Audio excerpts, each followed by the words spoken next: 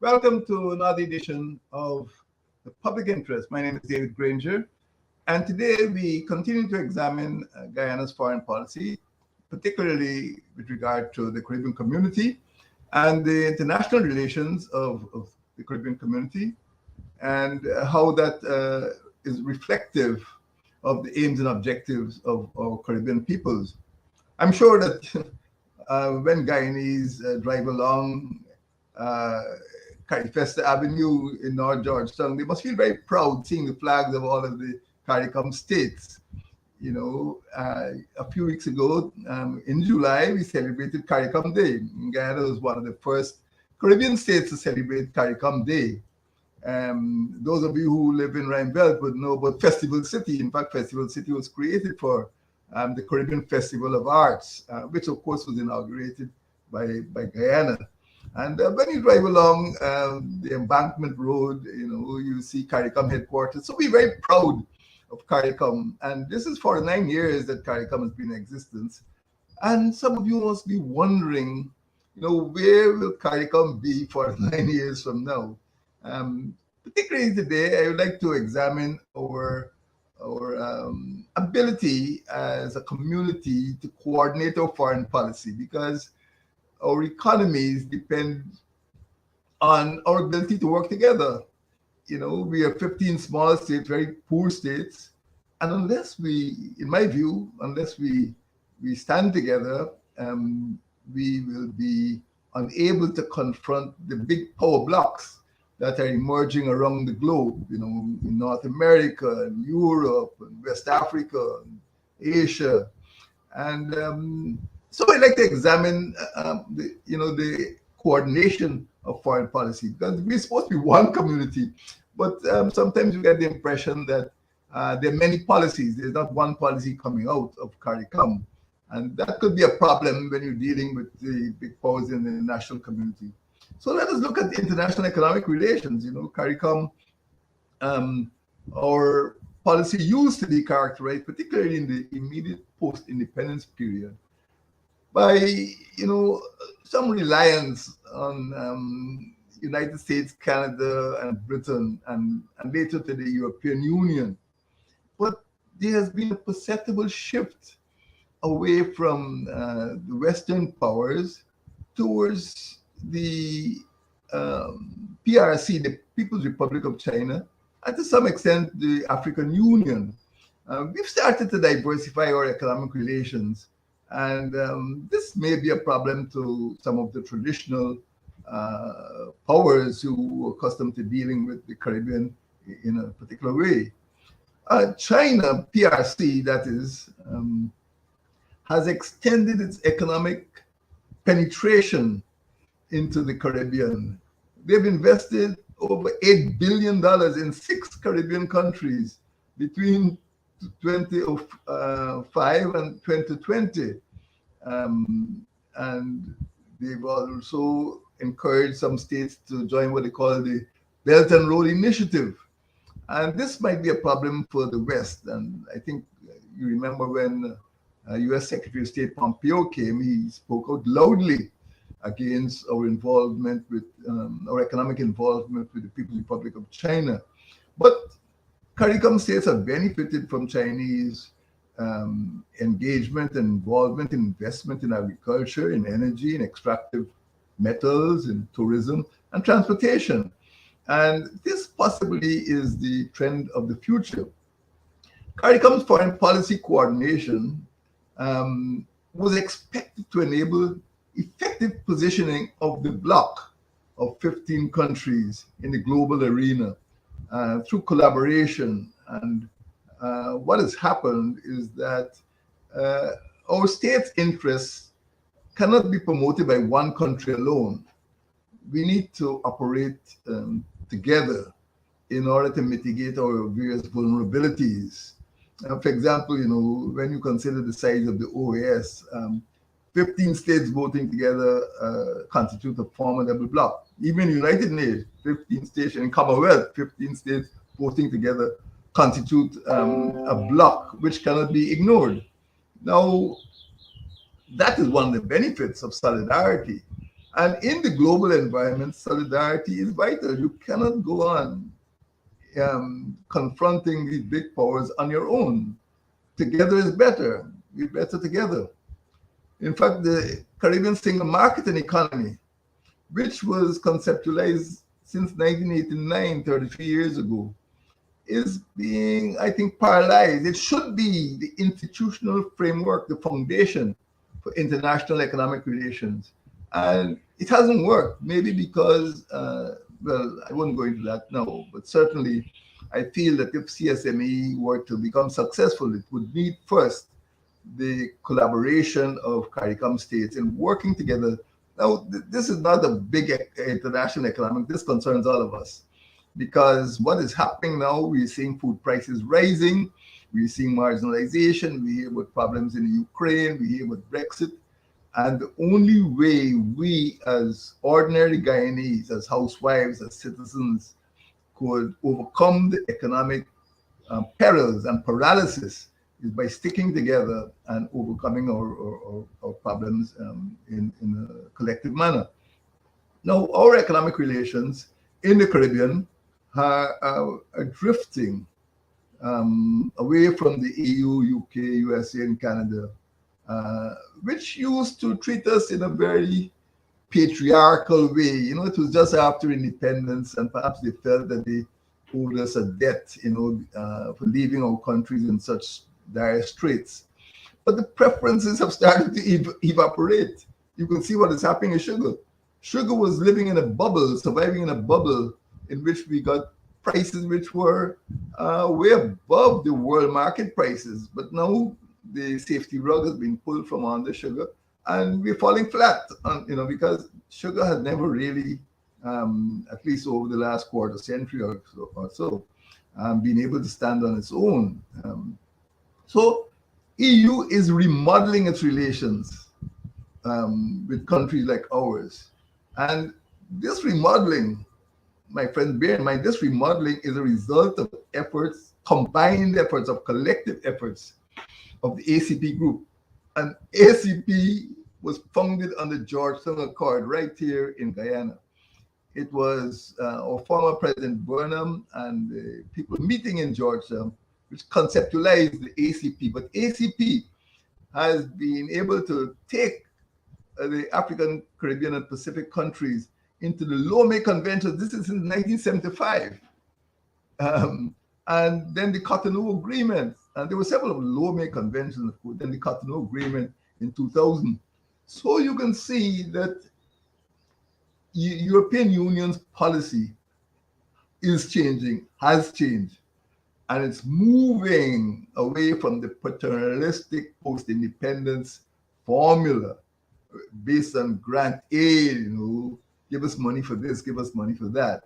And EU is adopting or has adopted a more hard-nosed approach, and we better be prepared for that because we don't have any godfather anymore. And certainly, if there's any godfather, it's definitely not the EU. Now, CARICOM states, you may say, are independent and they're free to choose. And of course, on the continent of South America, Guyana and Suriname are members of UNASUR and Mercosur, the market of the South, the common market of the South, the Union of South American nations. In the Central America, Belize, a CARICOM state, joined the Central American Integration System, CICA. And some Caribbean island states, you know, have joined what is called ALBA, the Bolivarian Alliance for Peoples of Our Americas, which was conceptualized by the former president of Venezuela, Hugo Chavez. And even some states are members of the Petrocaribe, except for Barbados and Trinidad, which was founded again by Venezuela when it was in happier times in 2005. And most of us are members of CELAC, the Community of Latin American and Caribbean States. But in all of these agreements, CARICOM is a minor player. It's a minor producer, a minor partner. And even though we can pretend to have very complex international economic relations, really, anything that CARICOM can produce could be produced very frequently, more cheaply, and more plentifully by the giants like Colombia and Brazil and Mexico. So we'd better stick together, or else we're going to be crushed, even by our neighbors. And that is what coordination of foreign policy is meant to deal with. The problem of protecting our interests in the face of a competitive global environment. It's dog eat dog out there, and we cannot expect to confront these giants without sticking together. So let us look at the question of foreign policy coordination, which is important to economic relations. CARICOM has certain core principles, and one of those core principles, I think it's number 11 out of 12, they have their own commandments, is to speak with one voice on international matters. It is cast in stone, speak with one voice on international matters. CARICOM's founding fathers, Barrow, Burnham, Williams, and Manley, Guyana, Barbados, Trinidad, and Jamaica, these four visionary men who founded the Caribbean community in 1973, 49 years ago, they recognized that the region's interests could be advanced best if our states spoke in one voice in the global arena. CARICOM states are committed under the revised Treaty of Chaguaramas to enhance cooperation in foreign and economic policies. We committed years ago. This is nothing new.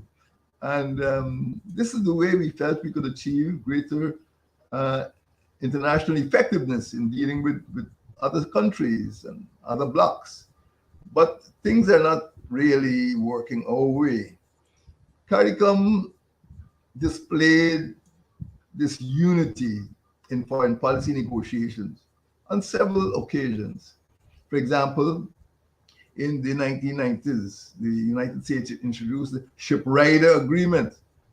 11 CARICOM states signed on with amended versions to the USA proposal. Others claimed that the agreement infringed their sovereignty. Then again, CARICOM states displayed their disunity in their inability to support a single candidate to become Commonwealth Secretary General after an agreement had been reached to support one candidate. A couple of countries went off and supported another candidate. Up to this year, 2022, in Kigali, in Rwanda. So this unity is, well, I don't want to say it's becoming a norm, but it's something undesirable but not unexpected.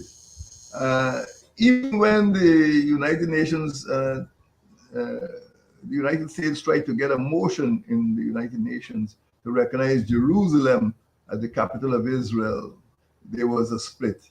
On the issue of the one China policy, which basically is one of the pillars of the foreign policy of the People's Republic of China, they don't make a joke about that one China policy. Some states recognize the PRC as being representative of the Chinese people, but 5 states recognize the Republic of China, that is Taipei, or what we call Taiwan. Well, so there's no one policy in the Caribbean, and some states have recognized PRC in one regime, and then they changed over to ROC, then they changed back. But there's been very little consistency among some people. Guyana's been consistent. Regardless of the party in office, PPP or PNC or APNU, Guyana has been consistent. But that consistency has not been reflected in the behavior of some other Caribbean states. Again, we displayed our disunity when 4 states voted to approve the OAS resolution not to recognize the legitimacy of the Venezuelan administration after the last election. 5 CARICOM states voted against, 4 abstained. Well, as you know, what happened to the pretender, Mr. Guaido, who was being proposed by some Western states to become head of state, that couldn't fly. And to some extent, CARICOM's disunity was displayed in that matter again at the OAS. So CARICOM, up to early this year, discussed implementing decisions which were collectively arrived at. But some people, even though they are present and they agree, afterwards they take positions which are not consistent with the agreement. Our states are all small, weak, and poor, and we have different uh, needs, of course, and we need to look at our interests. Yes, that's important. Every country has national interests, has national needs, but there are problems of air transport. We speak about food security, but how will we move food, 1,000 kilometers across the sea to Jamaica or to Antigua without air transport? What about disease, particularly during this pandemic? What about the environmental security, food security? Every CARICOM meeting speaks about food security. For the last 30 years, we've been speaking about food security. Tourism, these are problems, these are issues which CARICOM countries are concerned about. Climate change is affecting all of us, the small island developing and low-lying coastal states. And you can see what is happening in Guyana with the sea defenses and the frequent flooding. Climate change is affecting all of us. These are issues which affect small island and low-lying coastal states probably more gravely than other countries. And this is one of the reasons why, our interests must demand our attention, our collective effort to solve them. Now, we do have a good reputation in certain areas of functional cooperation, environmental matters, humanitarian matters, social issues. We do work together and speak with one voice in certain international organizations and engagements with other countries. But even in the face of our difficulties, there are still divisions, and we must look at the issues which divide us, not just the issues which unite us. I'm not trying to say nothing unites us. We do speak with a common voice on some issues, but when it comes to foreign policy, then you see the fractures. Particularly on the question of sovereignty, don't forget that the CARICOM states are independent. Jamaica and Trinidad and Tobago became independent, 60 years ago in 1962. So this is the 60th year for those two countries. Guyana, of course, became independent later. But we were not always united on important matters which affected our independence. For example, CARICOM, I think maybe the worst case of disunity was when the United States invaded Grenada in October 1983. People were killed. Poor Grenadians were killed. And worse yet, the CARICOM states were divided among themselves. Some opposed the US invasion, including Guyana and Trinidad, Belize, Bahamas, and some supported it. Barbadian, Jamaica troops, and some policemen from OECS, you can see pictures of them guarding prisoners, actually invaded a fellow CARICOM country in support of United Nations. This is an act which was condemned by international legal scholars and other countries around the world. But that event divided CARICOM states deeply, and I know. And of course, for some years, CARICOM never even met until that rift was healed. And we did display a high level of coordination when CARICOM was able to create something called the CARICOM Battalion that went into Haiti in order to restore President Aristide to office in 1993. Um, and this is under something called the United Nations Mission in Haiti. But later on, in 2004, there was something called the United States Stabilization Mission, and CARICOM didn't participate. In the first instance, many of the big countries, Brazil and so on, did not support the position for restoring Aristide, and CARICOM went in with the United States. But the tables turned in 2004, and many of the big countries, went into Latin American countries, Brazil, Chile, other countries, went into Haiti. But CARICOM refused to participate because at that time, CARICOM was working with the Haitian government to resolve the problems. And this is an important principle.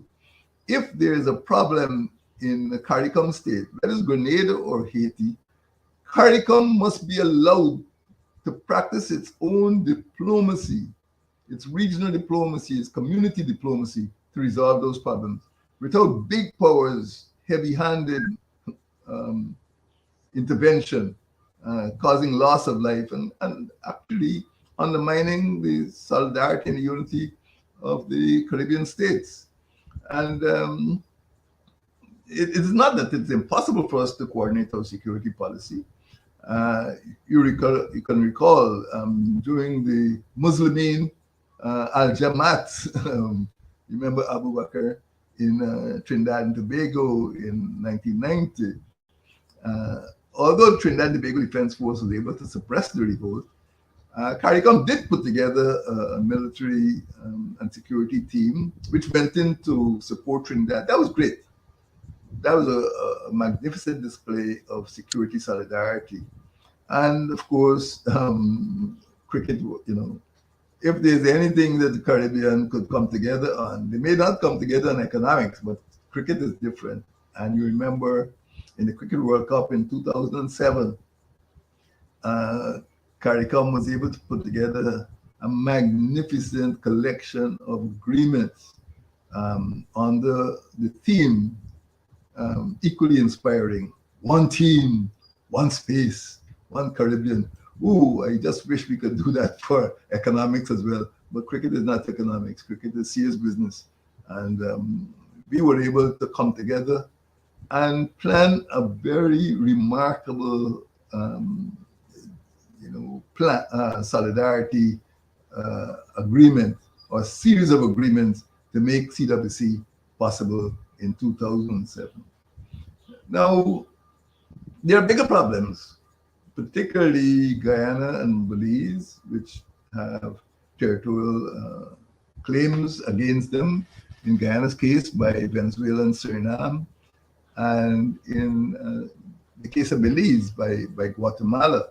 Of course, CARICOM, routinely, pledges solidarity with Guyana and Belize, but it doesn't really solve the problem.